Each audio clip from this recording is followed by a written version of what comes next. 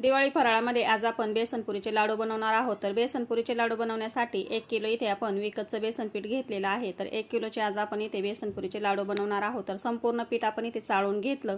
पाव चमचा याच्यामध्ये आपल्याला मीठ घालून घ्यायचंय आणि थोडं थोडं करत पाणी घालून घट्टसर असं पीठ मळून घ्यायचंय। तर पीठ मऊसूत होण्यासाठी याच्यामध्ये अर्धा चमचा तूप घालून घेतलं।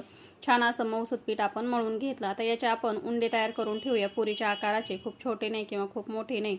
तर अशा पद्धतीने आपण उंडे तयार करून घेतले, एक भांड्यामध्ये काढून घेतले। पोळपाटाला थोडंसं तेल चोळून घ्यायचं किंवा तूप चोळून घ्यायचं आणि छान अशा याच्या पुऱ्या मध्यम आकाराच्या आपल्याला लाटून घ्यायच्या। तर मी तूप चोळून छान अशा पुऱ्या बघा लाटून घेतल्यात, एक ताटामध्ये काढून घेतल्यात।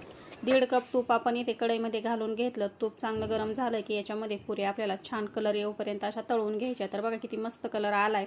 अशा पद्धतीने संपूर्ण पुऱ्या आपल्या इथे तळून झाल्यात। तर बघा मस्त क्रिस्पी झाल्यात, खूप छान कलर देखील आला। आता आपल्याला ह्या अशा पद्धतीने चुरून घ्यायच्या आहेत। तर संपूर्ण पुऱ्या इथे मी चुरून एक ताटात घेतल्यात। मिक्सरचं भांडं घ्यायचं, थोडं थोडं घालून छान असं एकसारखं बारीक आपल्याला दळून घ्यायचे। बघा अशा पद्धतीने मी बारीक असं हे दळून घेतलं।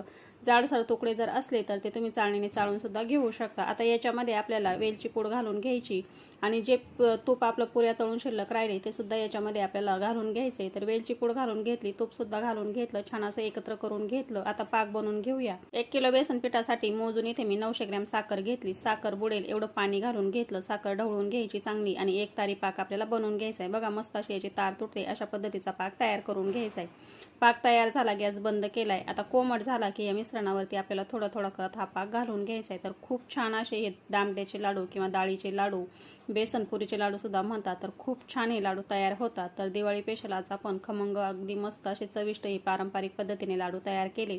बनवून घेतलेला सर्व पाक आपल्याला या मिश्रणावरती घालून घ्यायचा, छान असं एकत्र करून घ्यायचं आणि 2.5 ते 3 तासासाठी याच्यावरती झाकण ठेवणे असं ठेवायचे।